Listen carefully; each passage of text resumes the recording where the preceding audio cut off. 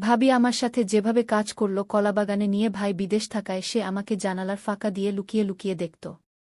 গল্পটি সম্পূর্ণ শুনলে আপনার পাইপ দিয়ে পানি চলে আসবে, তাই হাতের কাজ করার আগে হাতের কাছে টিস্যু রাখবেন। শীতের এক সন্ধ্যায় ঘরটায় অদ্ভুত নিস্তব্ধতা। কাজল শাওয়ার নিয়ে বিছানায় এসে বসল। মোবাইলটা হাতে নিয়ে কিছুটা অস্বস্তিতে ফেসবুক স্ক্রোল করছিল। এই কয়েকদিনে সে এক অদ্ভুত অনুভূতির মধ্য দিয়ে যাচ্ছিল, যেন কেউ তাকে অনুসরণ করছে, তাকে দেখছে। যদিও কোনো প্রমাণ নেই, কিন্তু ভেতরে ভেতরে সেই অস্বস্তি বেড়েই চলেছে। কাজলের ভাই বিদেশে থাকে এবং সেই বেশিরভাগ সময় বাইরে ব্যস্ত থাকত। কাজলের জীবনে যেন এক ধরনের শূন্যতা তৈরি হয়েছে। ভাইজের অনুপস্থিতিতে কাজল একটু স্বাধীন সময় পেয়েছিল, কিন্তু সেই স্বাধীনতা যেন তাকে আরও নিঃসঙ্গ করে তুলেছিল। একদিন দুপুরে কাজল গোসল করতে গিয়ে হঠাৎ একটা অদ্ভুত ছায়া চোখে পড়ল। সে যেন বুঝতে পারল কেউ তাকে লুকিয়ে লুকিয়ে দেখছে। সঙ্গে সঙ্গে গোসলখানার দরজাটা ভালো করে বন্ধ করে নিল। কিন্তু সেই সন্দেহের বিষটা মাথা রয়ে গেল। গোসল শেষ করে সে মোবাইল হাতে নিয়ে নিজের ঘরে চলে আসে। অজানা কারণে আজ তার মনে খুব অস্বস্তি। মোবাইলটা নিয়ে সে আগের রেকর্ড করা কিছু ভিডিও দেখতে শুরু করল। সেই ভিডিওগুলো ছিল তার নিজস্ব, কিন্তু কোনো কারণে সেগুলো দেখতে গিয়ে তার মনে হল যেন এই ভিডিওগুলো আরও কারও চোখে পড়েছে। কোনোভাবে এসব ভিডিও অন্য কেউ দেখতে পেয়েছে কিনা, এই চিন্তা তাকে কুড়ে কুড়ে খেতে লাগল। হঠাৎ ঘরের জানালা দিয়ে একটা শব্দ ভেসে আসে। কাজল ধীরে ধীরে জানালার দিকে তাকাল। সে কিছু দেখতে পেল না, কিন্তু মনের ভেতর সন্দেহের দোলাচল। আবার ভিডিওতে ফিরে গেল। সে নিজের কিছু ব্যক্তিগত মুহূর্ত দেখে শিউরে উঠল। এমন সময় সে একটা অদ্ভুত আওয়াজ করে ফেলে, যেন কিছু খুঁজছে। হাতে মোবাইলটা নিয়ে ভিডিও চালাচ্ছে আর তার হাত দিয়ে কিছু একটা করছিল। ঠিক সেই মুহূর্তে জানালার পাশ দিয়ে এক ছায়া যেন সরতে দেখল। কাজল বুঝতে পারল তার ভাবি জানালা দিয়ে সব দেখছে। কিন্তু কেন? কিভাবে? তার মনের মধ্যে হাজার প্রশ্ন ঘুরপাক খেতে লাগল। কাজল এক মুহূর্তের জন্য স্থির দাঁড়িয়ে রইল। তার হৃৎপিণ্ডের স্পন্দন যেন কানে শুনতে পাচ্ছে। ভাবি জানালা দিয়ে সব দেখে ফেলেছে, এটা ভাবতে তার শরীরটা ঠান্ডা হয়ে আসছিল। জানালার পর্দাটা দ্রুত টেনে দিয়ে কাজল বিছানায় বসল। কিছুতেই সে মাথায় আনতে পারছিল না কেন ভাবি এভাবে তার ব্যক্তিগত মুহূর্তে লুকিয়ে দেখবে। কিছুক্ষণ চুপচাপ বসে থাকার পর সে সিদ্ধান্ত নিল ভাবির সঙ্গে সরাসরি কথা বলবে। কিন্তু ঠিক কি বলবে? তার প্রমাণ নেই যে ভাবি তাকে দেখছিল। এবং যদি সে কিছু বলেনি তাহলে সবটাই কল্পনা। এসব চিন্তা মাথায় ঘুরতে ঘুরতে কাজল নিজের মধ্যে কিছুটা কুঁকড়ে থাকল।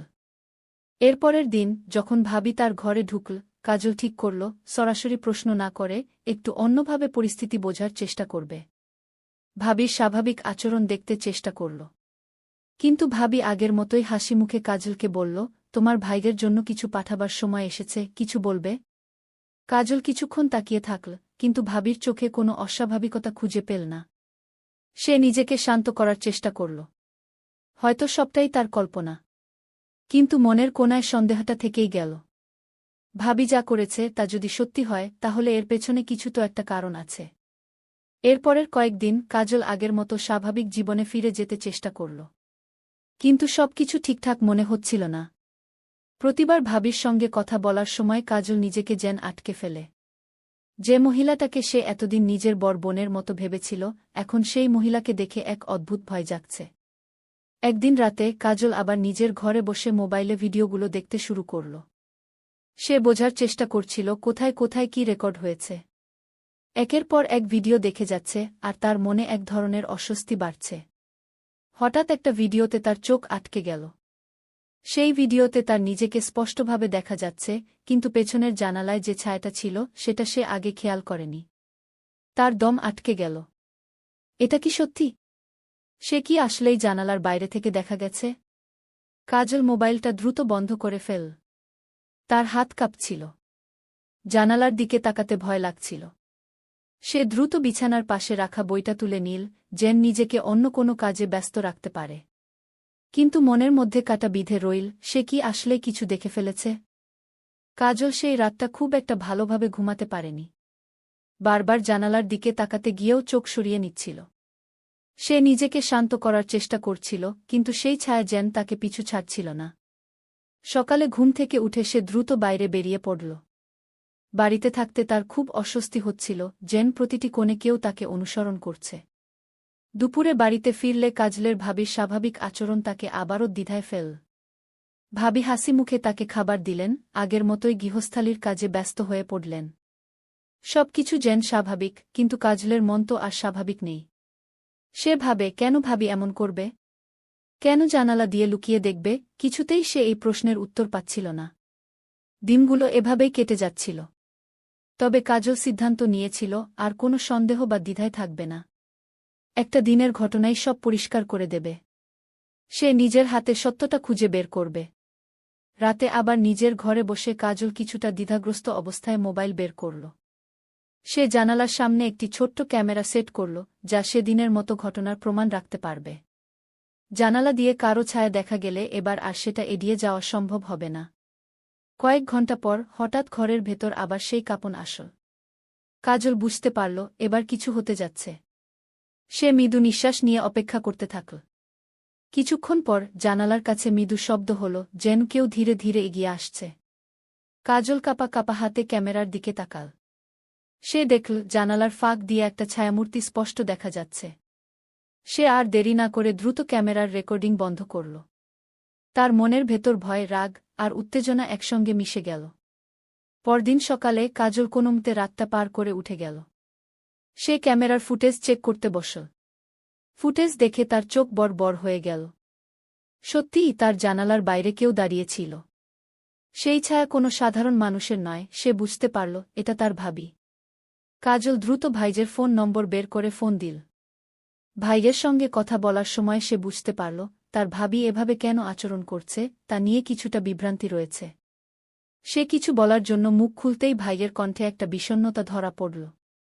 ভাই বলল, তোমার ভাবি আসলে মানসিকভাবে অনেক সমস্যার মধ্যে দিয়ে যাচ্ছে, কিন্তু আমি কিছুই করতে পারছি না। কাজল স্থির হয়ে গেল।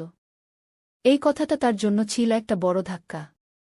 সে এতদিন ধরে ভাবির উপর সন্দেহ করছিল, কিন্তু বাস্তবতা যে এত ভয়ঙ্কর হতে পারে তা কল্পনাও করেনি। কাজল ভাইয়ের কথা শুনে স্থবির হয়ে গেল। তার মাথায় যেন ঝড় বয়ে গেল। এতদিন যাকে সে সন্দেহের চোখে দেখছিল, সেই ভাবি মানসিকভাবে ভেঙে পড়েছেন। কিন্তু কেন? কাজল কিছুতেই বুঝতে পারছিল না। তার মন মিশ্র অনুভূতিতে ভরে গেল, অপরাধবোধ, সহানুভূতি এবং অব্যক্ত প্রশ্নের ভারে সে দিশেহারা হয়ে পড়ল। কাজল আর কথা বাড়াল না, ফোন রেখে বিছানায় ধপ করে বসে পড়ল। সে ভাবতে লাগল, ভাবির এই অবস্থার জন্য আসলে কি দায়ী? এবং সে নিজে কিভাবে এতদিন এভাবে সন্দেহ করতে পারল? ভাবির প্রতি তার মনের টানাপোড়েন আরও গভীর হয়ে গেল। এতদিনের বিশ্বাস আর সন্দেহ যেন একসঙ্গে মিলেমিশে কাজলের ভেতর অদ্ভুত এক অনুভূতি জাগিয়ে তুল। কয়েকদিন পার হয়ে গেল। কাজল সিদ্ধান্ত নীল ভাবির সঙ্গে সরাসরি কথা বলবে। সে সব পরিষ্কার করে বুঝতে চায় কেন এই ঘটনা ঘটছে। এক সন্ধ্যায় কাজল যখন বসার ঘরে ছিল, তখন ভাবি এসে তার পাশে বসলেন। ভাবি আগের মতোই স্বাভাবিক দেখাচ্ছিলেন, কিন্তু কাজল এবার আর নিজেকে আটকে রাখল না। ভাবি, আপনার সঙ্গে আমার কিছু কথা আছে, কাজল বলল। ভাবি একটু থমকে গেলেন।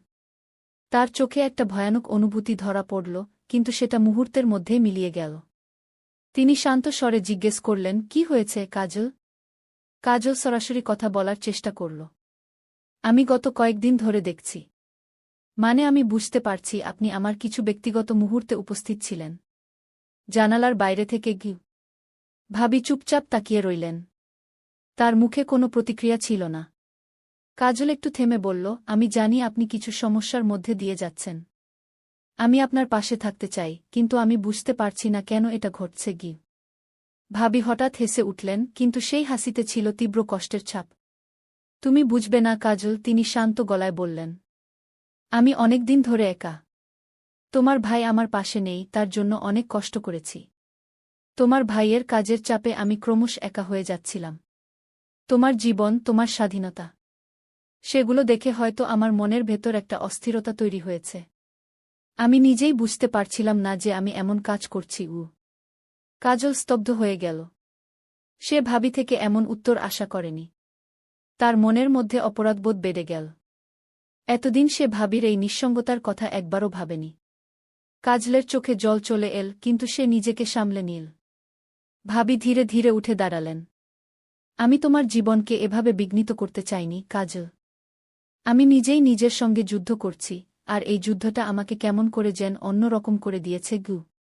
কাজল আর কিছু বলতে পারল না। সে বুঝতে পারল ভাবি তার মনের ভেতর এক বিশাল লড়াইয়ের মধ্যে দিয়ে যাচ্ছেন।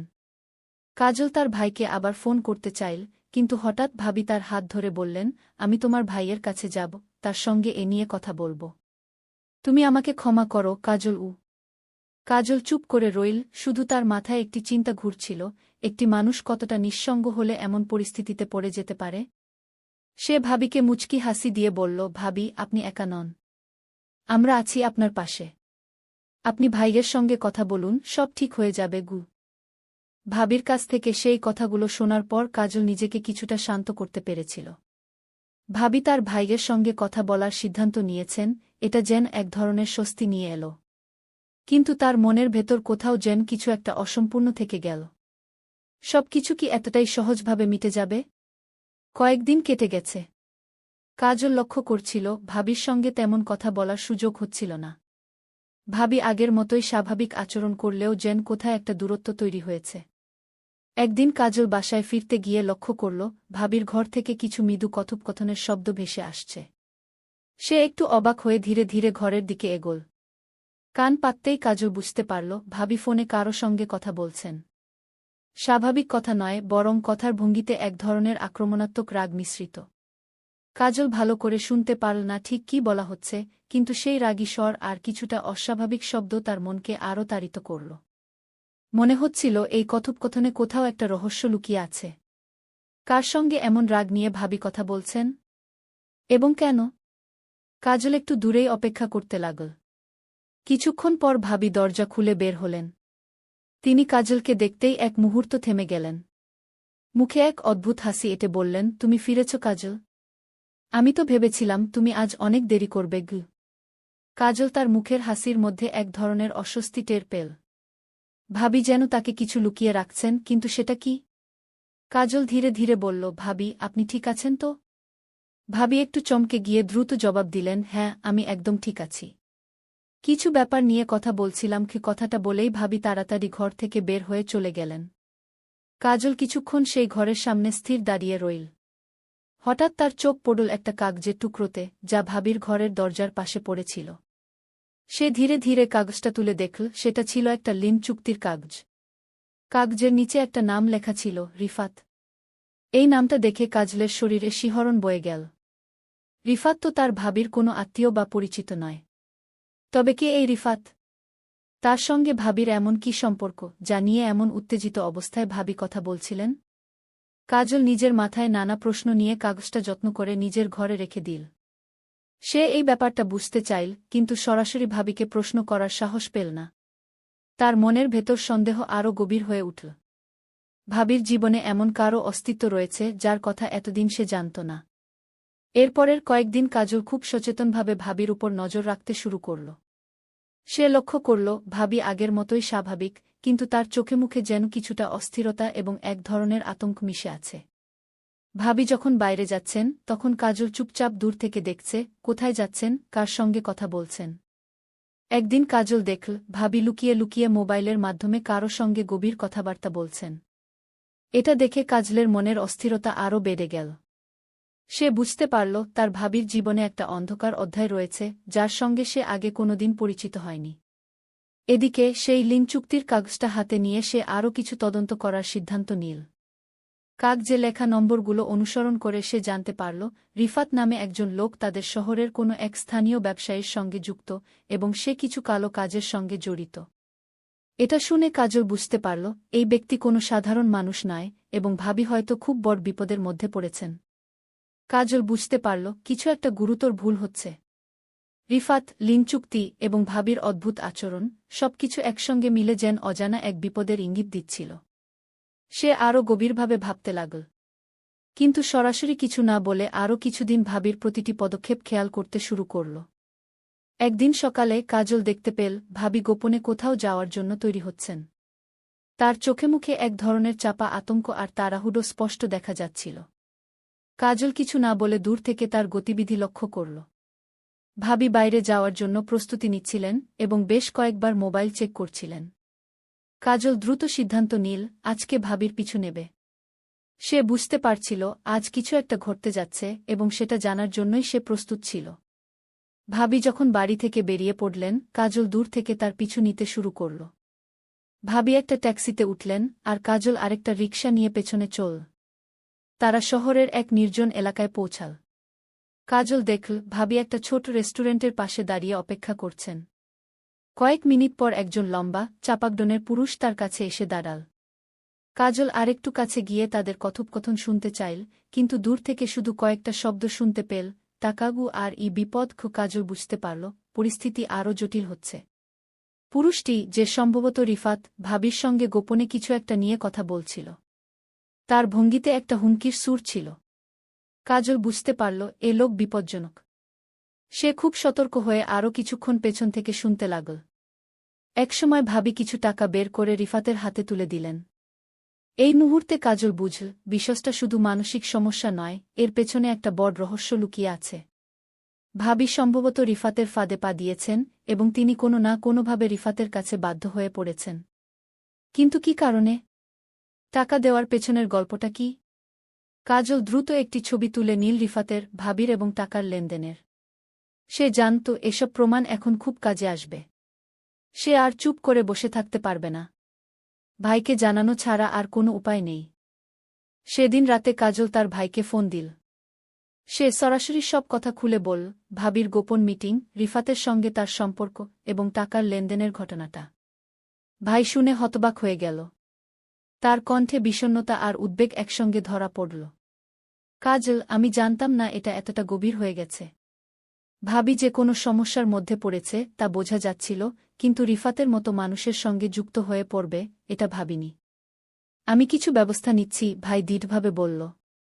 কাজল আরও জানাল যে রিফাতের সাথে ভাবির লেনদেনটি হয়তো শুধুই টাকার জন্য নয়, এর পেছনে আরও কিছু গুরুতর কারণ থাকতে পারে, যা ভাইকেও ভাবতে হবে।